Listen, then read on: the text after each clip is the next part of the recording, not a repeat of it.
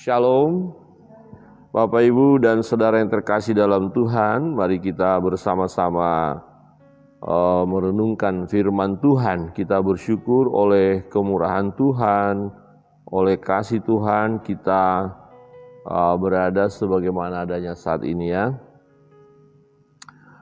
Pembacaan firman Tuhan masih dalam kitab Yesaya. Kita masuk Yesaya pasal 58. Ya, kita melihat bagian ini semacam pemberitahuan daripada Tuhan. Mengapa Tuhan tidak mengabulkan doa-doa umat itu? Ya, padahal umat itu berkata, kami sudah berseru di dalam nama-Mu, kami sudah berpuasa. Ya, berdoa berpuasa. Nah, rupanya ada kekeliruan yang mereka lakukan ya. Ada kesalahan dalam hal berpuasa, dan puasa yang mereka lakukan itu ya bukan seperti itu yang Tuhan kehendaki. Ya, tetapi ada yang Tuhan kehendaki, puasa yang benar. Yang bagaimana puasa yang benar ini? Kita melihat firman Tuhan di pasal 58 ya. Ayat pertama saya baca untuk kita sekalian. Firman Tuhan berbunyi demikian, serukanlah kuat-kuat, janganlah tahan-tahan, nyaringkanlah suaramu, bagaikan sangkakala, beritahukan kepada umatku pelanggaran mereka. Jadi Tuhan berbicara kepada Nabi Yesaya supaya Yesaya berbicara kepada umat ya, memberitahukan kesalahan umat itu ya, memberitahukan pelanggaran itu. Dan kepada kaum keturunan Yakub dosa mereka ya, pelanggaran mereka, dosa mereka ya, harus segera beritahukan ya. Dikatakan di sana, segera ya bagaikan sangkakala, nyaringkanlah, jangan tahan-tahan lagi. Memang setiap hari mereka mencari aku dan suka untuk mengenal segala jalanku. Sepertinya positif ya Bapak Ibu. Wah, kan datang mencari Tuhan. Ya, sepertinya mencari jalan Tuhan. Tapi seperti ini, ayat berikut ya dikatakan seperti bangsa yang melakukan yang benar. Seperti seperti bangsa yang melakukan yang benar dan yang tidak meninggalkan hukum Allahnya. Mereka menanyakan aku tentang hukum-hukum yang benar. Mereka suka mendekat menghadap Allah. Tanyanya. Nah, mereka kan datang kepada Tuhan, bertanya kepada Tuhan, mencari jalan Tuhan, seperti bangsa-bangsa yang lain juga datang kepada Allahnya, menyembahnya.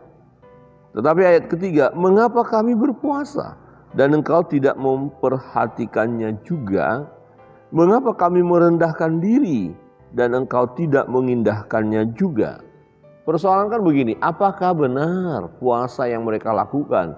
Apakah benar mereka merendahkan diri? Kok Tuhan tidak mendengar doa mereka? Umat itu datang, kami kan sudah berpuasa, kami sudah berdoa, kami sudah merendahkan diri. Tetapi kenapa dibiarkan saja kami seperti ini? Ya, kira-kira begitu ya. Sesungguhnya pada hari puasamu engkau masih tetap mengurus urusanmu. Nah, ini jawaban Tuhan. Dan kamu mendesak-desak semua buruhmu. Sesungguhnya kamu berpuasa sambil berbantah dan berkelahi, serta memukul dengan tinju dengan tidak semena-mena. Dengan caramu berpuasa seperti sekarang ini, suaramu tidak akan didengar di tempat tinggi. Jadi Tuhan berbicara melalui Nabi Yesaya supaya Yesaya berbicara kepada umat itu. Ya, kamu berpuasa. Oke, kamu bilang kamu merendahkan diri. Oke, kamu katakan engkau beribadah. Tapi kamu lakukan urusan-urusanmu saja. Kamu gak fokus kepada Allah. Kamu gak sungguh-sungguh merendahkan diri di hadapan Tuhan. Ya, kamu berpuasa tapi sambil berbantah, berkelahi. Jadi gini, oh kita berpuasa nih, tapi sakit hatinya masih terus. Oh, permusuhan masih terus. Ya, pertengkaran masih terus. Lantas puasa yang bagaimana yang seperti ini? Yang begini mau dijawab Tuhan doanya. Yang begini mau dijawab Tuhan ya permintaannya. Tuhan berbicara dengan tegas ya. Kamu berpuasa tapi kok masih berbantah-bantah, masih bertengkar, masih melakukan dosa. Apakah ini puasa yang dikehendaki Allah? Di ayat 5, Sungguh-sungguh inikah berpuasa yang ku kehendaki? Tuhan tanya kepada umat melalui Nabi saya. Inikah yang ku kehendaki? Seberapa sering saudara berpuasa? Seberapa banyak? Seberapa jam? Ya, bertalu-talu mungkin saudara berpuasa. Tapi dosa tetap tidak diselesaikan. Perkelahian tetap jalan. Tinju tetap jalan. Ya, kebencian tetap jalan. Ya, sama saja. Ya, puasamu adalah puasa yang sia-sia. Kira-kira begitu ya.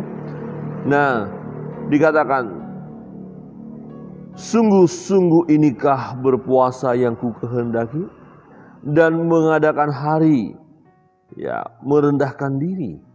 Jika engkau menundukkan kepala seperti gelagah dan membentangkan kain karung dan abu sebagai lapik tidur, sungguh-sungguh itukah yang kau sebut berpuasa? Mengapa mengadakan hari yang berkenan pada Tuhan? Jadi apakah hanya berpuasa, merendahkan diri, kasih abu di atas kepala, ini adalah kebiasaan dalam ketika ibadah merendahkan diri memang. Tapi ini berbicara seremoni. Nah, apakah kita hanya seremoni saja? Supaya kelihatan orang saja. Oh ya, rutinitas deh, ibadah ini rutinitas saja. Oh, kita berpuasa karena jadwal. Oh, kita merendahkan diri karena sudah dijadwalkan. Apakah hanya karena itu saja? Nah, kalau hanya itu saja, seremoni saja, ya tanpa penyelesaian hubungan dengan Allah, hubungan dengan sesama, ya sama saja. Puasa itu ya tidak ada artinya. Di ayat 6, bukan. Ya, bukan seperti itu, ya. Bukan, ya. Berpuasa yang ku kehendaki ialah supaya engkau membuka belenggu-belenggu kelaliman dan melepaskan tali-tali kuk, supaya engkau memerdekakan orang yang teraniaya dan mematahkan setiap kuk. Oke, kalau kau berpuasa, perhatikanlah orang lain. Ya, jangan menekan orang lain, jangan menindas orang lain. Orang-orang yang terbelenggu, lepaskan dia, bebaskan dia.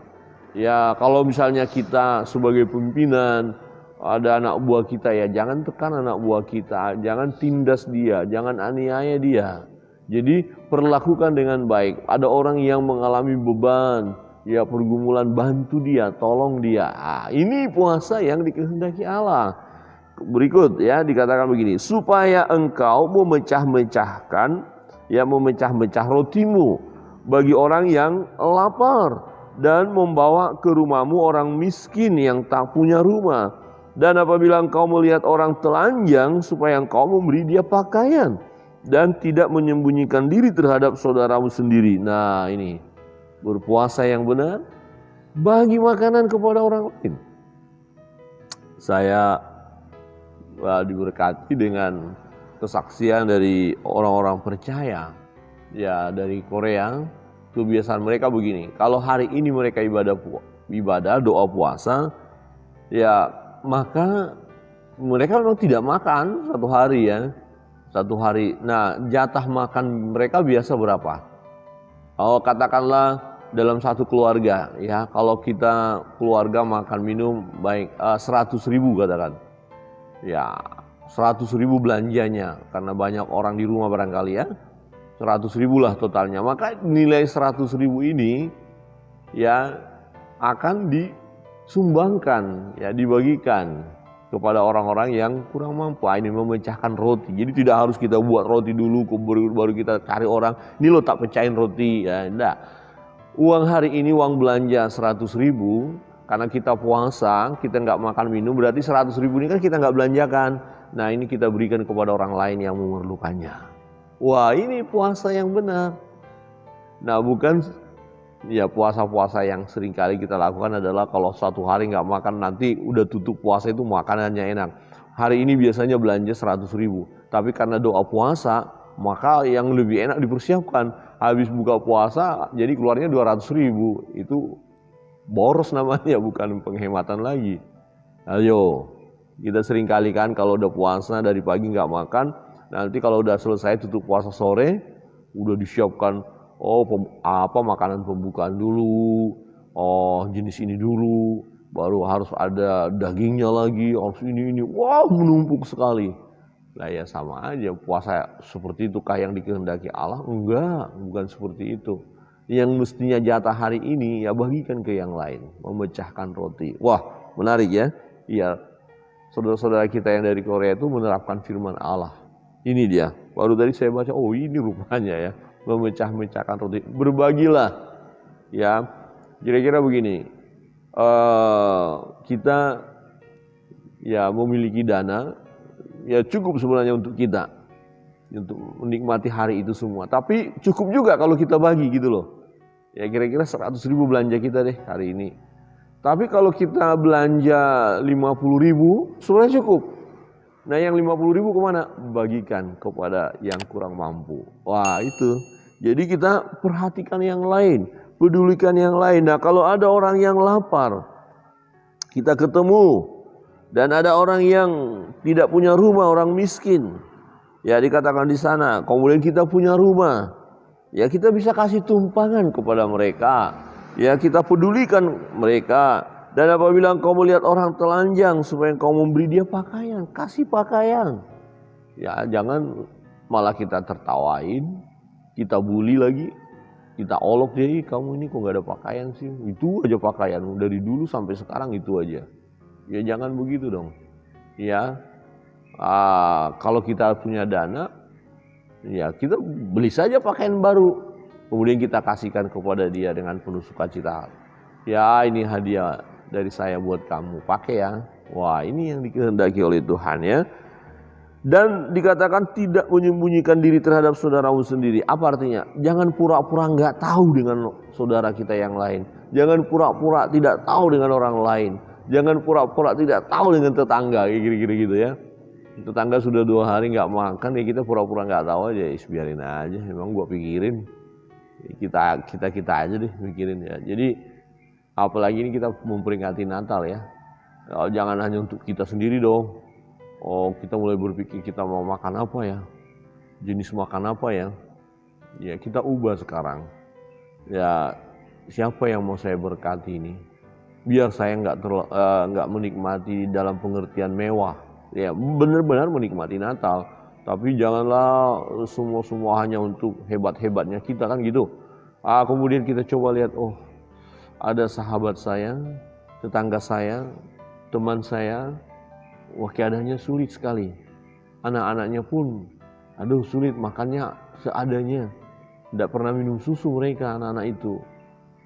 Karena keadaan keuangannya sulit. Nah, bukankah lebih baik hadiah Natal kita belikan susu untuk anak-anaknya, makanan yang bergizi ya.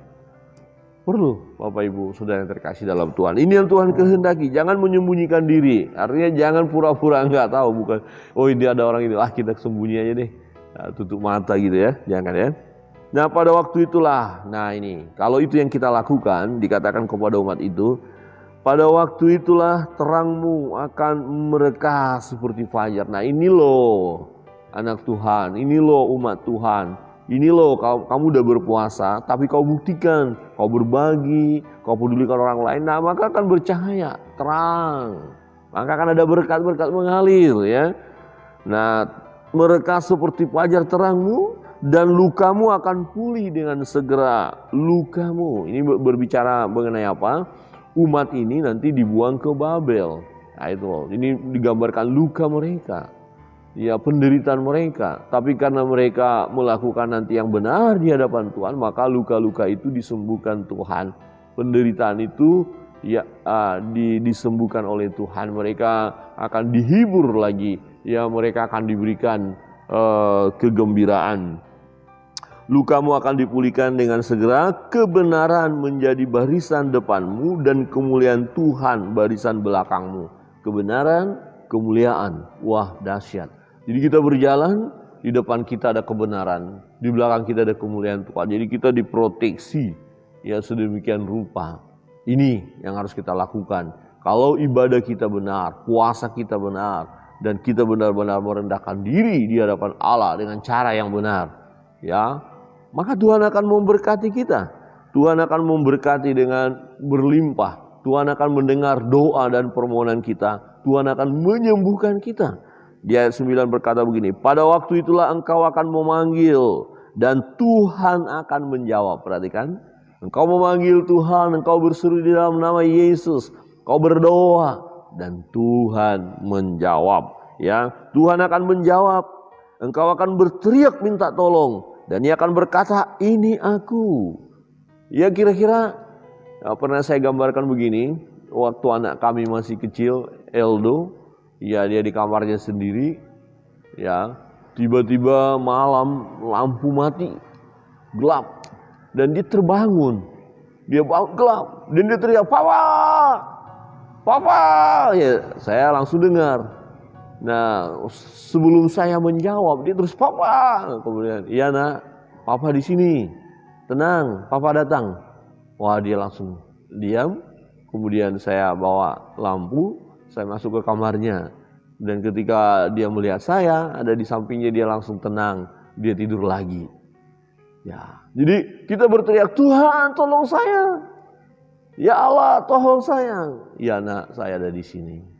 Saudara, ketika kita hidup benar di hadapan Allah dan kita diperhadapkan dengan berbagai persoalan, berteriak kepada Tuhan. Tuhan berkata, aku ada di sini nak. Tenang, tenang.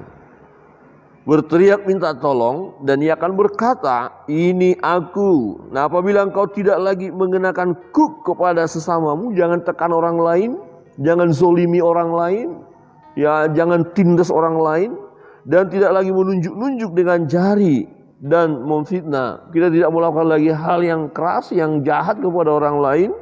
Apabila engkau menyerahkan kepada orang lapar apa yang kau inginkan sendiri. Jadi kalau kita lapar, kita butuh apa? Makan kan? Dan ketika kita lihat orang lain lapar, ya seperti yang kita inginkan ketika kita lapar, dia juga ingin makan. Maka kita beri mereka makan dan memuaskan hati orang yang tertindas. Ada yang tertindas, nah apa yang menjadi kepuasan mereka? Bebaskan mereka. Bebaskan mereka, ya seperti itu. Nah maka terangmu akan terbit dalam gelap dan kegelapanmu akan seperti rembang tengah hari. Jadi kebenaran kita itu bercahaya. Perbuatan-perbuatan kita yang benar tampak. Dan disitulah kemuliaan Allah dinyatakan. Oh luar biasa. Betul dia umat pilihan Allah. Betul dia orang percaya. Betul dia pengikut Kristus. Luar biasa. Dia diberkati. Karena kita melakukan yang benar. Tuhan akan menuntun engkau senantiasa. Ya, kalau kita lakukan yang benar, Tuhan akan menuntun engkau senantiasa dan akan memuaskan hatimu di tanah yang kering. Coba, di tanah yang kering ada kepuasan. Wow, dahsyat. Orang-orang yang melakukan kebenaran itu dahsyat hidupnya. Amin. Dahsyat, luar biasa. Ya. Akan memuaskan hatimu di tanah yang kering dan akan membaharui kekuatanmu. Kira-kira kita udah loyo nih, bekerja sepanjang hari, kemudian Tuhan kasih kekuatan lagi, ada kekuatan baru. Saya yakin dan percaya pagi hari ini kita mengalami kekuatan baru daripada Tuhan. Kita perlu berdoa, Tuhan pulihkan kekuatan kami. Kemarin sudah bekerja luar biasa. Waktu kita beristirahat, di situ berkaryalah Allah dalam hidup kita, di situ dipulihkannya kita. Ketika kita bangun, kita merasakan kelegaan, kita merasakan kekuatan baru, miliki kekuatan baru daripada Tuhan. Dan itu pasti Tuhan berikan kepada kita karena kita hidup benar, hidup berkenan kepada Allah. Kita melakukan hal yang sesuai dengan firman-Nya, ya. Engkau akan seperti taman yang diairi dengan baik dan seperti mata air yang tidak pernah mengecewakan. Wow. Ini yang akan terjadi dalam hidup orang-orang percaya. Jadi Tuhan berbicara melalui Nabi Yesaya kepada umat itu, kalau kalian melakukan yang benar, ya kalian akan bahagia. Ya seperti ya tanaman yang ditanam dan mendapatkan air yang baik, yang cukup, yang memuaskan, maka tanaman itu akan tumbuh dengan lebat dan menghasilkan buah yang baik, buah yang lebat dan tidak akan mengecewakan. Wow, dahsyat.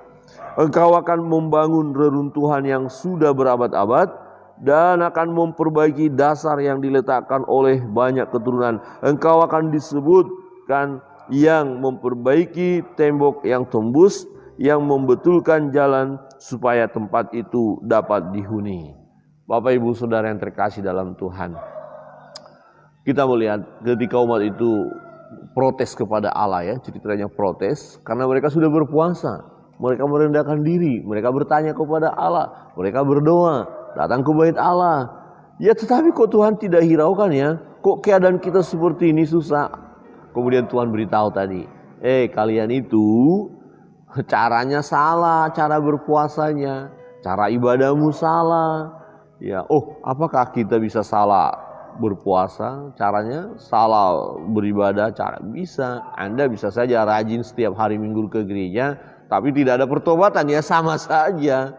Ya saudara, Senin Kamis berpuasa, ya karena ikut rutinitas saja. Seperti nenek moyang yang Senin Kamis puasa, untuk dapat ilmu namanya itu, ya sama saja. Enggak ada pertobatan.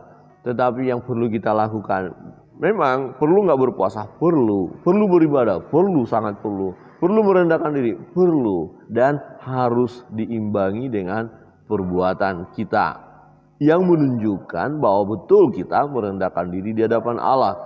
Ya, jadi ketika kita berdoa, nah satu ketika bukankah Tuhan pernah mengingatkan ketika engkau berdoa, mengangkat tangan kepada surga, kepada Allah, tetapi engkau ingat ada masalahmu dengan sahabatmu, dengan orang lain, dengan saudaramu, berhenti, stop dulu berdoa itu, ya selesaikan dulu, ya ampuni dulu orang lain, ampuni dulu saudaramu. Jangan kita terus tiap saat berdoa, tiap minggu beribadah, ada doa puasa tapi sakit hatinya menempel sekian tahun dan tidak diselesaikan.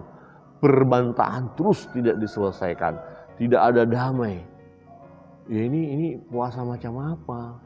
Ibadah macam apa? Pelayanan macam apa? Tiap minggu khotbah berapi-api. Haleluya, puji Tuhan. Tapi dengan si A, dengan si B belum diselesaikan masalahnya. Ini khotbah macam apa? Ya kan, sakit hatinya itu loh menumpuk. Kok nggak diselesaikan? Nah, terus kita minta kita diberkati. Kita minta kita didengar Tuhan. Ya, tapi kita sendiri nggak mau melangkah, ya, mengikuti firman Allah, mengikuti perintah Tuhan. Ya, orang kita tekan, kita tindas, kita aniaya, kita omongin, kita isukan, kita fitnah, ya, kita zolimi. Nah, terus kita berdoa berpuasa. Ya, puasa macam apa seperti itu? Ini yang Tuhan katakan kepada umat pilihan ini, yang merasa diri sudah benar, merasa diri datang kepada Allah, merasa diri sudah melakukan hal yang baik. Kemudian mereka menuntut Tuhan, Tuhan mana? Kok kami nggak dijawab? Kok kami nggak dihibur? Kok kami nggak dikuatkan? Kok kami nggak disembuhkan? Loh, nanti dulu, yang kamu lakukan itu loh keliru, salah. Jadi apa yang harus dilakukan? Bertobat dulu, perbaiki dulu, selesaikan dulu. Ya, kita yang sudah bahas tadi, ya. Mulailah perhatikan orang lain. Mulailah salurkan kasih kita kepada orang lain. Jangan menyembunyikan diri dari saudara kita yang membutuhkan kita. Ampuni mereka. Maafkan kesalahan-kesalahannya. Dan kalau kita yang salah, minta maaf. Kalau kita yang salah, minta maaf. Kalau mereka yang salah, kita maafkan. Ya, mereka yang belum bisa menikmati makan minum, bagikan, pecahkan roti kita. Ya, kita punya 10 helai baju, ada yang tidak punya, bagikan. Ambil 2 pasang dari lemari, bagikan. Ya, dengan 8 yang tinggal sama kita kan masih bisa. Kenapa kita harus tumpuk sampai sekian pasang di lemari, gak pernah dipakai sampai 3 tahun? Itu apa? Bagikan. Bagikan, maka dikatakan terang kita bercahaya.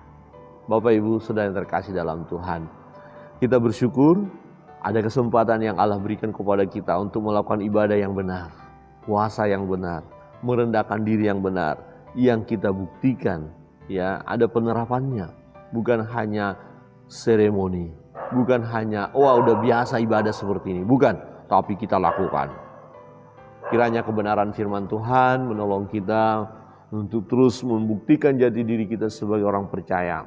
Kita beribadah dengan cara yang benar. Berpuasa, iya, rendahkan diri. Dan kita percayakan firman Tuhan bahwa kita akan diberkati hari lepas hari. Firman Tuhan tadi katakan apa? Dia sendiri Allah yang menuntun jalan hidup kita. Di depan kita ada kebenaran, di belakang kita ada kemuliaan Allah. Kiranya Tuhan memberkati kita.